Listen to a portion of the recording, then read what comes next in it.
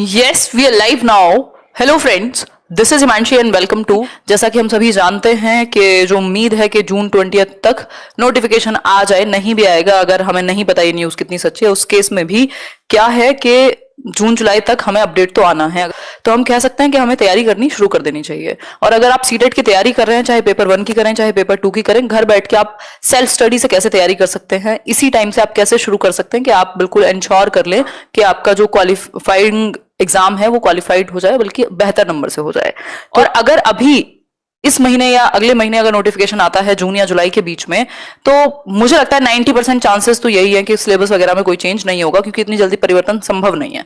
बाकी 10% फिर भी छोड़ देते हैं। तो उस केस में तैयारी जो है एग्जाम के जैसा पैटर्न रहा है उसको समझते हुए देखते हैं तैयारी कैसे करेंगे। ठीक है, स्टार्ट करते हैं। अपियरिंग कैंडिडेट सीटेट दे सकते हैं, उसमें कोई भी दिक्कत नहीं। अगर आप सेकेंड ईयर में हैं अपने, कोई दिक्कत नहीं है, अपियरिंग में आप सीटेट दे सकते हैं। और वो चीजें जो हमें ध्यान में रखनी है इस एग्जाम की तैयारी करते हुए, चाहे कुछ भी चेंज हो जाए चाहे कोई भी चेंज ना हो, तब भी ये चीजें एज इट इज रहेंगी। जो सिलेबस है, क्योंकि सीबीएसई सिलेबस एकदम क्लियर कट देता है, मैं शेयर भी कर दूंगी जो पिछले साल का सिलेबस है, वही सिलेबस काफी सालों से चला आ रहा है। तो अगर हम बात करें तो सिलेबस बिल्कुल फिक्स्ड रहता है। अभी भी अगर पैटर्न भी चेंज होगा कभी भी अगर, तब भी सिलेबस एकदम क्लियर कट सीबीएसई देता है आपके सभी सब्जेक्ट्स का। ठीक है बात। इस बात को अगर हम समझें तो सिलेबस हमारे लिए बहुत बड़ी चीज है। पेपर 1 दें चाहे आप पेपर 2 दें, सिलेबस एकदम क्लियर कट है।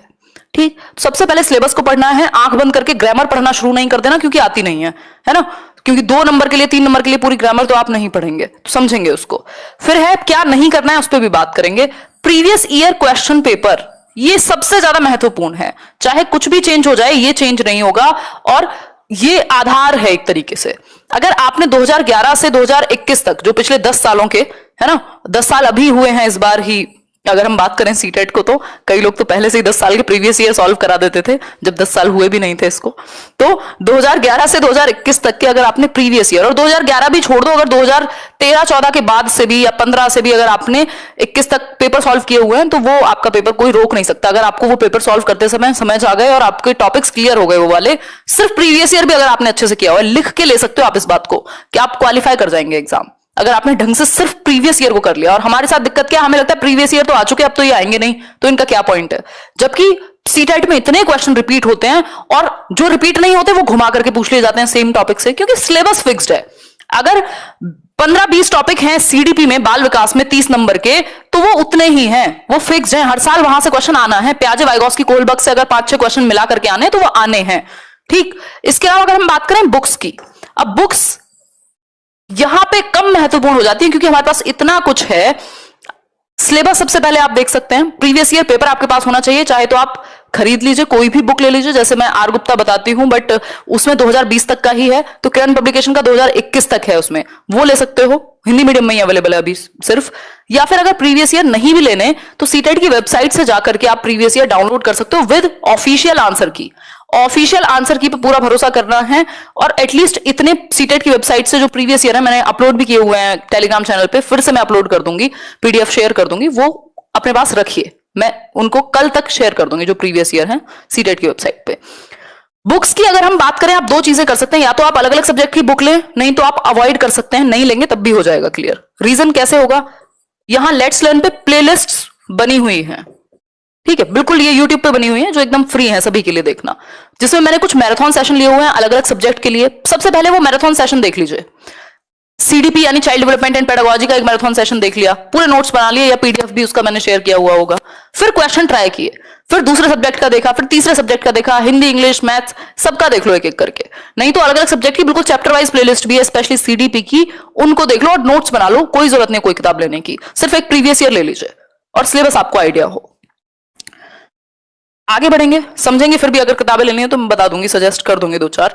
स्ट्रक्चर की यदि हम बात करें, एक पेपर है पेपर 1, जो होता है प्राइमरी के लिए, कक्षा 1 से 5 तक के लिए। अगर आपको शिक्षक बनना है या शिक्षिका बनना है, बेसिकली टीचर बनना है, तो आप क्या करेंगे, पेपर 1 देंगे for 1st to 5th teachers. ठीक, और 6th to 8th के लिए अभी वो तो आया नहीं है पीजीटी वाला, आगे शायद तीसरा लेवल भी आ जाए इसमें। तो 1st to 5th के लिए आपके पास पेपर 1 की तैयारी और अगर आपको दोनों दें, आप दोनों भी दे सकते हो, दोनों में से किसी एक में फेल हो जाते हो तब भी दूसरा पेपर वैलिड रहता है। अभी लाइफ टाइम हो ही गई है वैलिडिटी, तो उसमें भी कोई दिक्कत नहीं, अगर आपने एक बार अच्छे से पास कर लिया कोई टेंशन नहीं। पेपर 1 में भी 5 सब्जेक्ट है, ये भी 150 नंबर का ही पेपर है, ठीक, और ये भी 150 मार्क्स का ही है, ठीक है बात। अगर मैं बात करूं नेगेटिव मार्किंग दोनों में से किसी में नहीं है, 2.5 घंटे का ही पेपर है, 150 ही मिनट है, पूरा भरपूर टाइम है आपके पास, ऑफलाइन है पेपर अभी भी।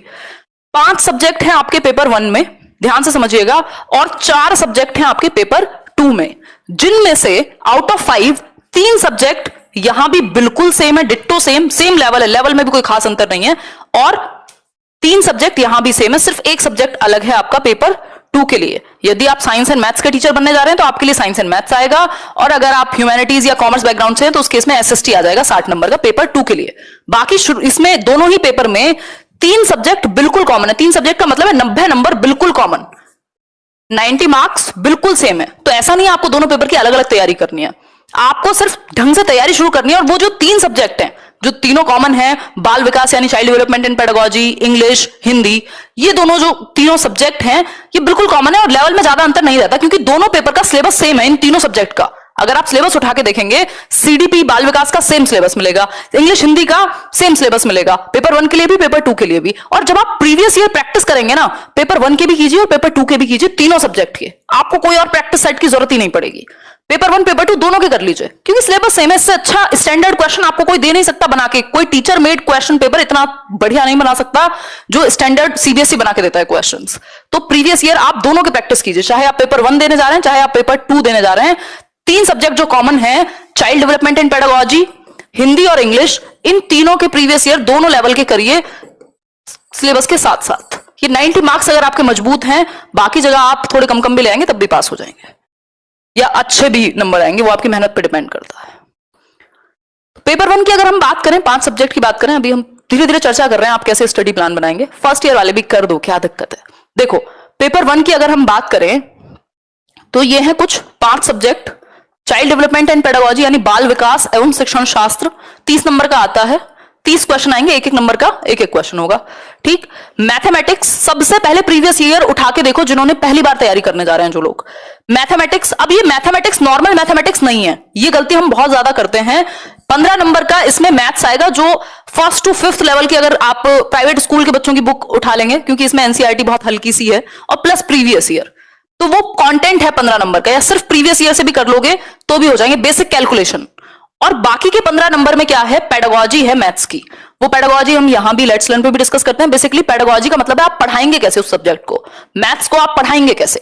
तो हर सब्जेक्ट में 15-15 नंबर की पेडागोजी है। जैसे ईवीएस है 15 से 20 नंबर कंटेंट और 15 नंबर आपका पेडागोजी। ईवीएस के लिए टोटल एनसीईआरटी पढ़िए, 3rd क्लास से 5th क्लास तक की एनसीईआरटी, मैंने समरी भी बनाई हुई है एक एक चैप्टर की, यही लेट्स लर्न पे, वो देख लीजिए अगर पढ़ने में इंटरेस्ट नहीं है तो, नंबर पूरे आ जाएंगे।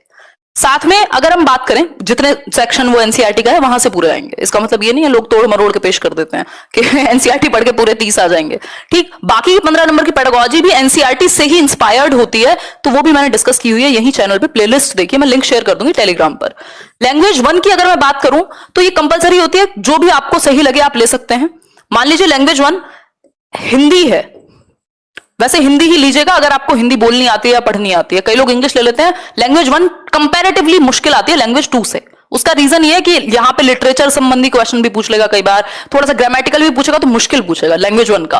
अगर आप हिंदी लेते हैं तो हिंदी आपके लिए आसान रहती है, आपको पता भी नहीं लगता अंतर दोनों के बीच में, ठीक। तो जनरल रिकमेंडेशन मेरी यही रहती है। अभी खैर फॉर्म आएंगे तब बात करेंगे इस बारे में। तो लैंग्वेज 2 की यदि हम बात करें तो मान लीजिए आपने इंग्लिश ले ली, दोनों लैंग्वेज आप सेम नहीं ले सकते। वैसे 22 भाषाएं या 21 लैंग्वेज का ऑप्शन है, आप बंगाली भी ले सकते हैं, आप संस्कृत भी ले सकते हैं, वो आपकी मर्जी है, लेकिन दोनों लैंग्वेज अलग अलग लेनी है हमें।